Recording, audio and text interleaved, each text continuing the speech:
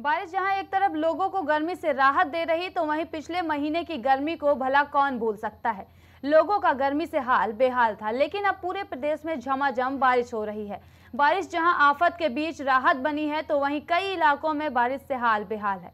बारिश से निपटने के लिए सरकार ने प्रभावी कदम उठाने के लिए प्रशासन को निर्देश दिए थे, लेकिन कोई भी निर्देश काफी साबित नहीं हो पा रहे हैं। दुर्दशा ये है कि तस्वीर में आप देख सकते हैं, ये तस्वीर गोंडा की है। अभी तक ग्रामीणों की कोई सुध नहीं ले रहा था, लेकिन हमने खबर को प्रमुखता से दिखाया, और जब हम खबर दिखाते हैं तो उसका असर भी होता है। जहां अभी तक ग्रामीणों की सुनने वाला कोई नहीं था, वहां अब प्रशासन पहुंच चुका है। जी हां, गोंडा के करनेलगंज तहसील के गांवों का अधिकारियों ने निरीक्षण किया है और बाढ़ ग्रस्त इलाकों में जल्द प्रभावी कदम उठाने के निर्देश दिए गए हैं।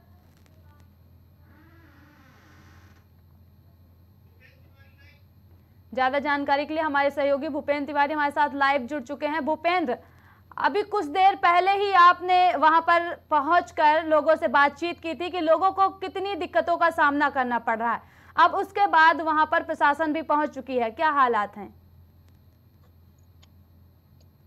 देखिए, जिस तरीके से प्राइम टीवी ने इस खबर को प्रमुखता से चलाया और मौके पर लोगों का जिस तरीके से रुख था, ये गोंडा जिला का करनेलगंज तहसील क्षेत्र का मामला एक नकहरा ग्राम सभा पड़ता है वहाँ है, क्योंकि जो नकहरा ग्राम सभा है वो आधा ग्राम सभा नकहरा के कुछ मजरे आते हैं जो बांध के अंदर आते हैं, जिसमें आज सुबह लगभग 7:30-8 बजे के बीच से ही पानी जो है बाढ़ का पानी भरना चालू हो गया था।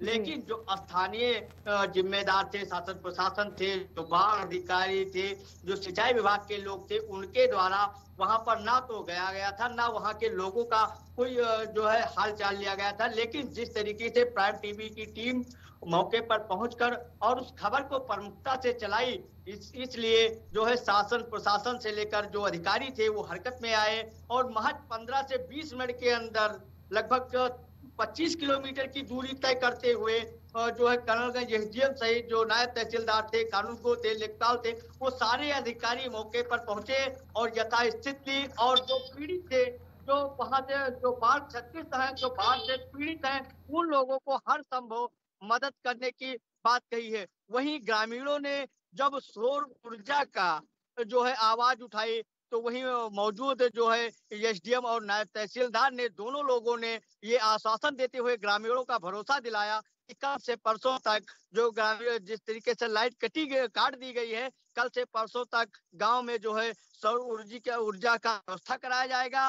इसी जिस तरीके से जो है ग्राम सभा नकहरा में जो है सुबह 7:30-8 बजे से पानी का भराव चालू हो गया है। जिस तरीके से घाघरा नदी ने अपना रौद्र रूप धारण कर लिया है, लगभग आधा मीटर से खतरे के निशान के ऊपर चली गई है, वो कहीं ना कहीं जो नकहरा ग्राम सभा जो बांध के अंदर बसे हैं लोग हैं, उनके लिए एक मुसीबत बनता जा रहा है। क्योंकि जो रात तक लगभग अगर जिस तरीके से घाघरा नदी बढ़ रही है, अगर वो रात तक इसी तरह अपना रौद्र रूप धारण करती रहेगी, तो नकहरा सभा में हर घर में रात में जो बांध के अंदर गांव बसे हैं उनमें हर घर तक पानी पहुंच जाएगा। और कुछ घर अभी ऐसे भी हैं जिसमें पानी अंदर घुस तक गया है, लेकिन जो घर बचे हैं, अगर जिस तरीके से घाघरा नदी बढ़ रही है उसी तरीके से तो रात में उन घरों तक भी पानी पहुंच जाएगा। जी भूपेंद्र, ज्यादा जानकारी के लिए आपका बहुत बहुत धन्यवाद।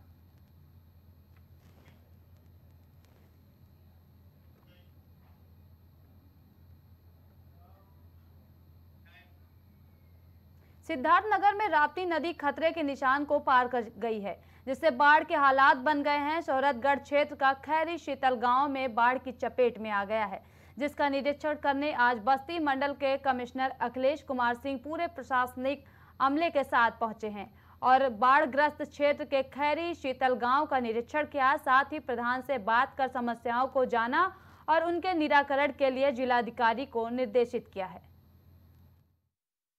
गांव मैरुंड है, कल से ही यहाँ पर जो यहाँ की आवश्यकता है उसके मुताबिक नाव की व्यवस्था यहाँ पर है। आगे और भी नाव की व्यवस्था के लिए मैंने जिलाधिकारी को निर्देशित किया है। साथ ही में यहाँ मोटर बोट की व्यवस्था कराने के लिए भी कहा गया है। बाकी यहाँ के अभी प्रधान से भी बात हुई है, उन्होंने और कोई इस तरह से अभी खाने पीने की कोई जो है समस्या नहीं है। और यहाँ पर जो भी राहत शिविर है, उस राहत शिविर पर जो भी लेखपाल हैं और तहसील स्तरीय जो कर्मचारी हैं, जो विभिन्न डिपार्टमेंट्स के, वो सब लोग यहाँ पर जो है निरंतर मौजूद रहेंगे। ललितपुर के जिले के तहसील तालबेहट की एक युवती ने मुख्यमंत्री को ज्ञापन संबोधित किया है। इस दौरान उसने बताया कि उसके मकान के ऊपर से 11,000 वोल्टेज की लाइन निकाली गई है, जिस वजह से 2021 में महिला 11,000 वोल्ट की चपेट में आकर बुरी तरह से घायल हो गई थी, जिसके इलाज में करीब 70 से 80 हजार रुपए का खर्चा आया और उसने आर्थिक मदद के लिए कई बार जनप्रतिनिधियों व जिलाधिकारी से मदद की गुहार लगाई है, लेकिन किसी ने कोई मदद नहीं की। वहीं महिला ने आर्थिक मदद के लिए मुख्यमंत्री से भी गुहार लगाई है। बिजली को 11,000 का तार गिर गया, जिसकी समस्या है। तो क्या हुआ था? तार गिर गया था? जल गए थे बहुत सारे एक साइड। अच्छा, तो कहाँ इलाज कराया आपने? तालबेहट में तो मना कर दी थी, कहाँ से कराया। 2 महीने भर्ती रहे, 80-90 हजार रुपया खर्च हो गया। तो आपने कर्जा करके इलाज करवाया। तो आपने इसमें आर्थिक मदद की गई कुछ?